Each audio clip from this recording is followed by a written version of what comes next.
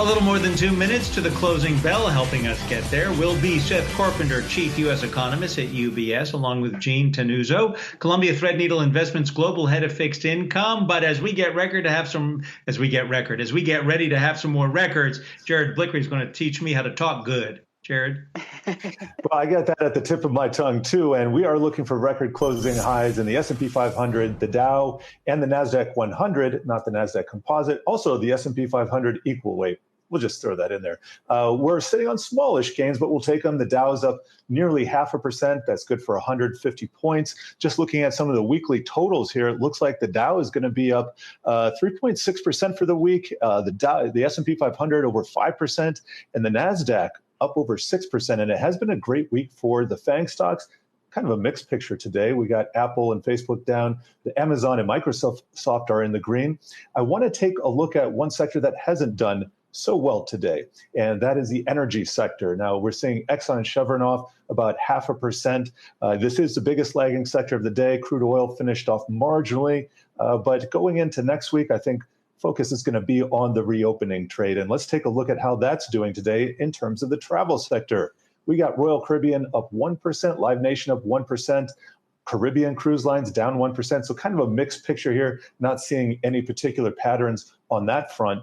What a week for semiconductors there. NVIDIA, it's off today, but I just want to show you the 5-day price action. There we go. After breaking to record highs earlier in the week, it is tacking on 10% gains, and we got some nice gains for some of these other guys. We're going to be doing a deep dive into the week that was and the week ahead at 4:30, so we'll go over that then.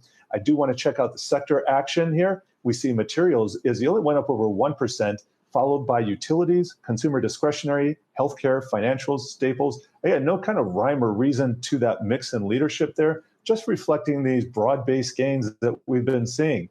Energy, notably, we were just talking about that. Energy, the biggest laggard, down 0.9%. With a few seconds to go, just going to take a quick check on crypto because we can. Here is the closing bell on Wall Street. Bitcoin down 1%, and so is Ether.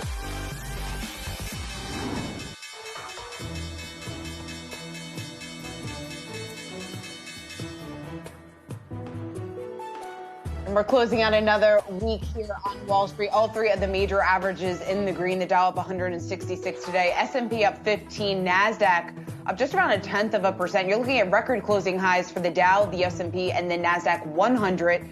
The S&P up for the fourth week in a row. The sector action today, at least real estate and utilities leading the way. We want to bring in our panel. We have Seth Carpenter of UBS, and we also have Gene Tannuzzo of Columbia Threadneedle Investments, a global head of fixed income there. Gene, first to you, just because of the action that we saw in the bond market this week. We saw a pullback in the 10-year yield. It caught some people by surprise because we got that parade of very, very strong economic data throughout the week. What's your reading on the drop that we saw in the 10-year yield? Does it make sense? Well, look, I mean, the economic data have been strong, as you just pointed out. Certainly retail sales yesterday and some of the housing data today were very firm, but you're not going to find very many investors at this stage who can't justify a positive economic outlook. And so I think we've seen a pretty dramatic rise in the 10-year note as it relates to the last 6 months, really. And what we're finding is probably a new trading range. So, you know, the good news is there. It's reflected in the price as we're seeing vaccinations and reopening. And I think we're likely to see that 10-year note settle into a range here for a little while. Maybe it's 1.5 to 1.75, something in that range, before probably pressing higher later in the year. Seth, one of your recent notes talks about what we saw earlier with retail sales really surging, and it came a little bit faster than a lot of us expected. Going forward, should be worried about the fact that stimulus runs out and that this surge may be petering out? I don't really think so. I mean, I think month to month there's going to be some noise, and this week's retail sales report was huge.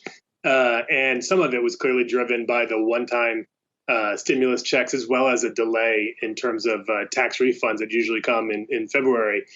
So, you know, April might look a little bit soft, but I don't think the underlying trend of reopening is going to fade. In particular, you know, consumer spending on services is still something like 9% below where it was a year ago. And as the risk from COVID falls, as vaccination rollout continues, I think that part of consumer spending is just going to normalize, and that should give us a pretty strong tailwind for at least the rest of this year. Seth, we also saw new lows there in initial jobless claims since the start of the pandemic. How are you viewing it? Is it a one-off number, or do you think it's the start of a pretty encouraging trend? I think it's a continuation of an incredibly noisy trend. The decline probably slightly overstates things. In level terms, there's probably a little bit of noise. There are states that have reported issues with possible fraud. So we take it as a weekly signal that's got a lot of noise into it. But once you start looking at where the trend is going over 3 and 4 and 5 weeks, then I think that trend starts to tell you a fair amount. So I think things are inflected higher. We've been calling for March to be an inflection for quite some time. I was happy to hear Chair Powell use the same term when he was on 60 Minutes. And I think that measure in particular claims is just going to keep its downward trend. Gene, one of the things that you've also been keeping your eye on has to do with the yields. And now is not the time, perhaps, to be chasing yields when it comes to bonds. And you're advising people look at the short term, not the long term. Can you elaborate what that means to me as an investor who might be afraid of the noise that Gene was just talking about? Sure. Well, look, Treasury yields have been rising. We've talked about that, but yields on credit sensitive products, in particular high yield bonds and leverage loans, have been coming down very significantly. And they're still in positive territory in terms of total return year to date. But now when we look at where high yield spreads are, so the risk premium you get for going into riskier companies over treasuries, that's at the skinniest that we've seen, or the most expensive we've seen since before the financial crisis in 2007. So history tells us it's not a time you want to take an exceptional amount of credit risk, even though I completely agree with Seth. The economic outlook is one that's frankly pretty exciting. So I think the way to earn a little extra yield, but not take too many undue risks, is to stay in shorter maturities. So looking at sort of 1 to 5 year credit sensitive assets, those tend to have a little more a little less price volatility, and to do a little bit better as well if inflation is rearing its ugly head. Seth, we heard from President Biden on his infrastructure plan a couple of weeks ago. What's your view just on how big of a boost that would be to the economy? Is that going to keep the economy humming along after the impact of the stimulus agreement fades? Yeah, very much so is our view. Now, huge uncertainties. There's a lot of politics to settle on in terms of the final number.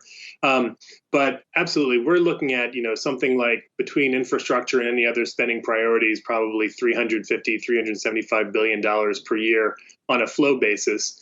And so any slowing in growth rates that you might get next year because the stimulus this year is starting to wane, almost surely to be offset. Now, the economy is also going to have to contend with some increase in taxes, probably, if the current reports out of Washington are to be believed.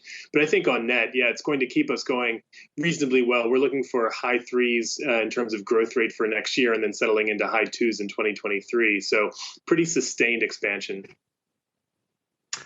Seth is the chief U.S. economist at UBS. Gene is Columbia Threadneedle Investments Global Head of Fixed Income. Thank you both for joining us.